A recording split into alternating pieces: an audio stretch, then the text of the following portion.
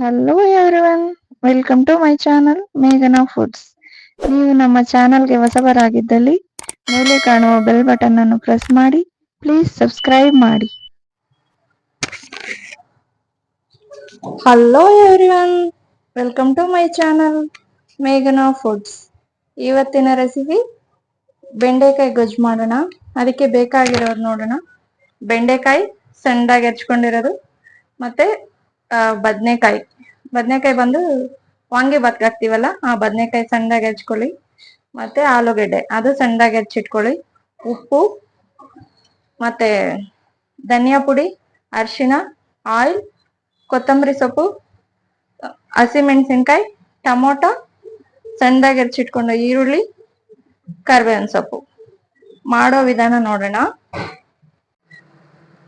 ಈಗ ಬೆಂಡೆಕಾಯಿ ಜೊತೆ ಸ್ವಲ್ಪ ಆಯಿಲ್ ಹಾಕಿ ಅದ್ ಚೆನ್ನಾಗಿ ಫ್ರೈ ಮಾಡ್ಕೊಳ್ಳೋಣ.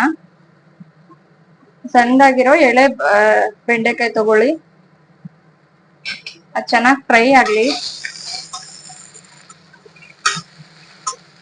ಸ್ವಲ್ಪ ಆಯಿಲ್ ಹಾಕೊಳ್ಳಿ, ಅದ್ ಫ್ರೈ ಆಗ್ಲಿ. ಅದ್ರಲ್ಲಿ ಗಮ್ ತರ ಎಲ್ಲ ಬರತ್ತಲ್ಲ, ಅದೆಲ್ಲ ಆಚೆ ಬರೋವರೆಗೂ ಚೆನ್ನಾಗಿ ಹುರ್ಕೊಳ್ಳಿ.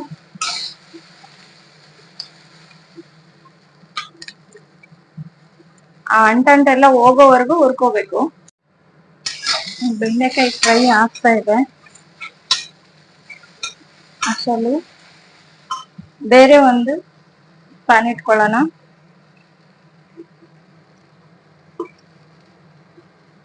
ಅದರಲ್ಲಿ ಸ್ವಲ್ಪ ಆಯಿಲ್,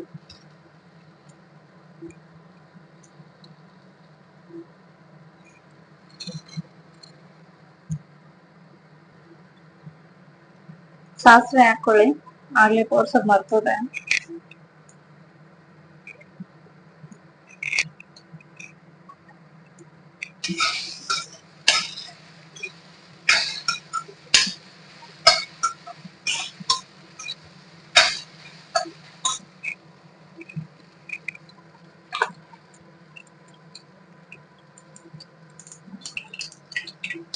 ಈಗ ಇದ್ರ ಜೊತೆಲಿ ಈರುಳ್ಳಿ,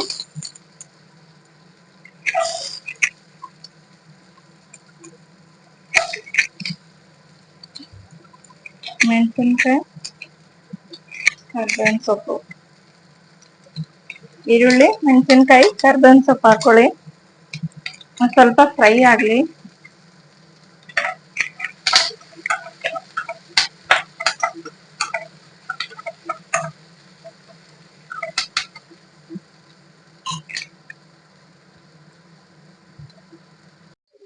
ಈರುಳ್ಳಿ ಫ್ರೈ ಆಗಿದೆ. ಈಗ ಇದರಲ್ಲಿ ಟೊಮೊಟೊ ಹಾಕೊಳ್ಳಿ.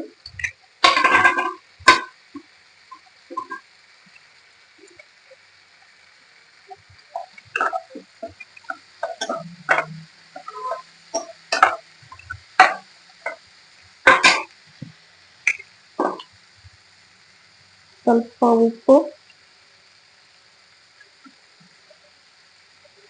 ಬೇಯುತ್ತೆ.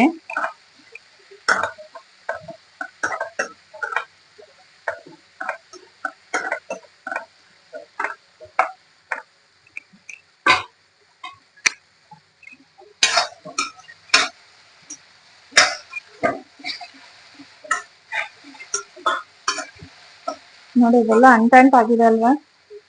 ಸ್ವಲ್ಪ ಉಪ್ಪು ಹಾಕೊಳ್ಳಿ.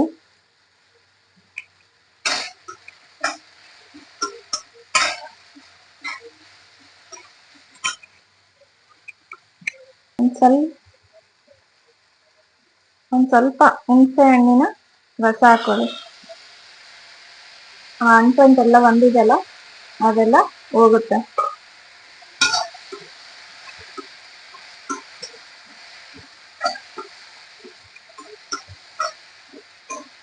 ಒಂದು 2 ಮಿನಿಟ್ಸ್ ಫ್ರೈ ಮಾಡಿ, ಈ ಅಂಟನ್ ಬಂದಿರೋದೆಲ್ಲ ಹೋಗ್ಬಿಡತ್ತೆ.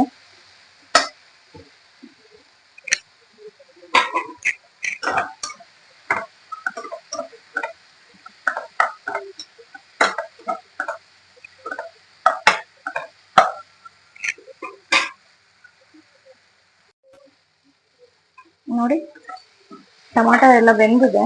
ಈಗ ಇದ್ರಲ್ಲಿ ಸಣ್ಣದಾಗಿ ಹೆಚ್ಚಿಟ್ಟಿರೋ ಬದನೆಕಾಯಿ ಮತ್ತೆ ಆಲೂಗಡ್ಡೆ ಹಾಕೊಳ್ಳೋಣ. ಹಾಕಿ ಇದು ತೊಳೆದಿಟ್ಕೊಂಡಿದ್ದೀನಿ. ಬದನೆಕಾಯಿ, ಆಲೂಗಡ್ಡೆ,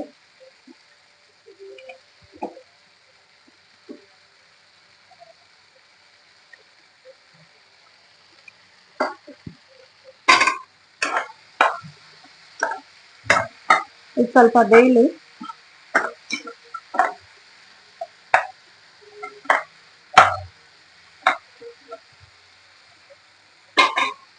ಇದರಲ್ಲಿ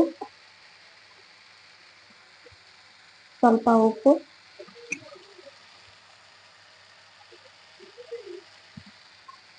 ಮತ್ತು ಅರಿಶಿಣ ಪುಡಿ ಹಾಕಿ ಮಿಕ್ಸ್ ಮಾಡ್ಕೊಳ್ಳಿ.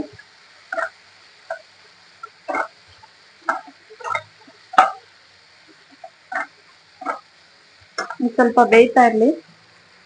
ಬೆಂಡೆಕಾಯಿ ನೋಡಿ ಈ ಅಂಟಂಟೆಲ್ಲ ಹೋಗ್ಬಿಟ್ಟಿದೆ ಈಗ ಇದರಲ್ಲಿ. ನೋಡಿದ್ರ ಸ್ವಲ್ಪ ಕೂಡ ಇಲ್ಲ ಈಗ ಅಂಟಂಟು, ಎಲ್ಲ ಕ್ಲಿಯರ್ ಆಗಿದೆ. ಈಗಿದು ಅದರಲ್ಲಿ ಆ್ಯಡ್ ಮಾಡ್ಕೊಳ್ಳೋಣ.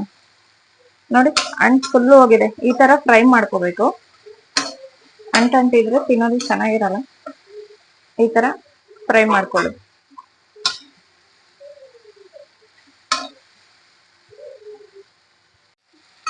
ಈಗ ಈ ಫ್ರೈ ಆಗಿರೋ ಬೆಂಡೆಕಾಯಿ ಇದ್ರಲ್ಲಿ ಹಾಕೊಳ್ಳೋಣ.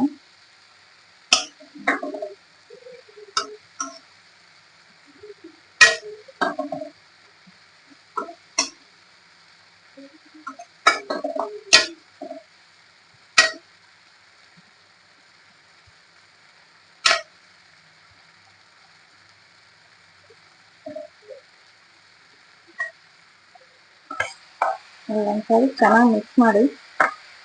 ಇದೆಲ್ಲ ಚೆನ್ನಾಗಿ ಬೇಯಲಿ. ಉಪ್ಪು ಬೇಕಾದ್ರೆ ನೋಡ್ಕೊಂಡು ಹಾಕಿ. ಸ್ವಲ್ಪ ಚೆನ್ನಾಗಿ ಫ್ರೈ ಆಗಲಿ ಇದು.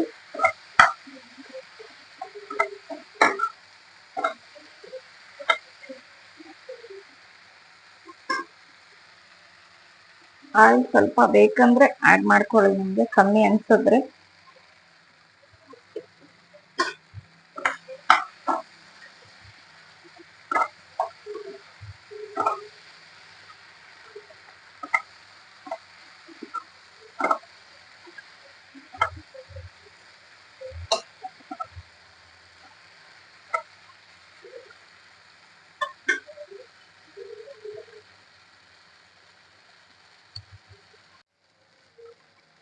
ನೋಡಿ.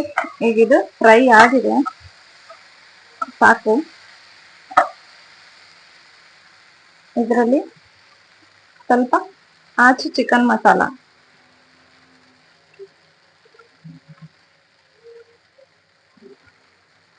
ಮತ್ತೆ ಧನಿಯಾ ಪುಡಿ,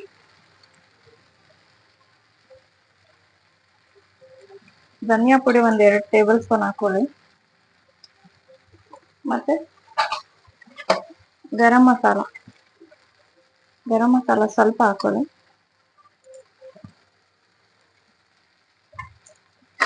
ಸ್ವಲ್ಪ ತಿರುಗಿಸ್ಕೊಳ್ಳಿ.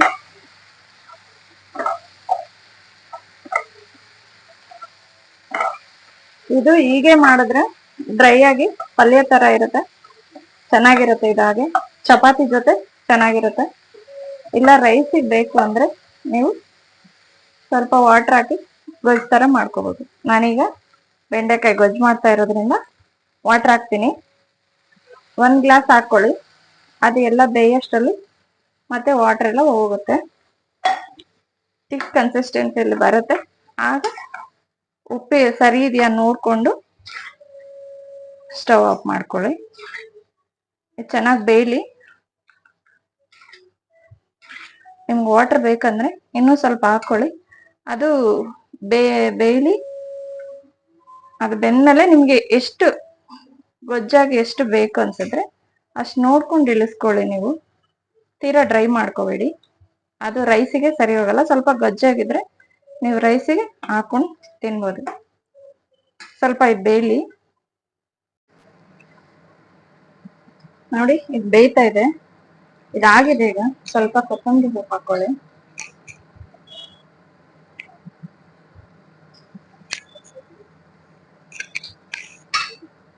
ಒಂದ್ ಸ್ವಲ್ಪ ಮಿಕ್ಸ್ ಮಾಡ್ಕೊಳ್ಳಿ. ಉಪ್ಪು ಬೇಕು ಅಂದ್ರೆ ಹಾಕೊಳ್ಳಿ, ನಾನು ಹಾಕಿದ್ದೀನಿ. ಎಷ್ಟು ಬೇಕು ಅಷ್ಟು ನೋಡ್ಕೊಂಡು ನೀವು ಹಾಕೊಳ್ಳಿ. ರುಚಿ ಕರೆಕ್ಟಾಗಿ ಹಾಕೊಳ್ಳಿ ಉಪ್ಪು.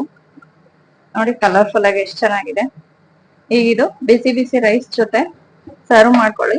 ಚಪಾತಿ ಜೊತೆನೂ ಚೆನ್ನಾಗಿರುತ್ತೆ. ಇಷ್ಟಿದ್ರೆ ಸಾಕು. ಈಗ ಇದು ಬೆಂದಿದೆ, ಸರ್ವ್ ಮಾಡ್ಕೊಳ್ಳೋಣ.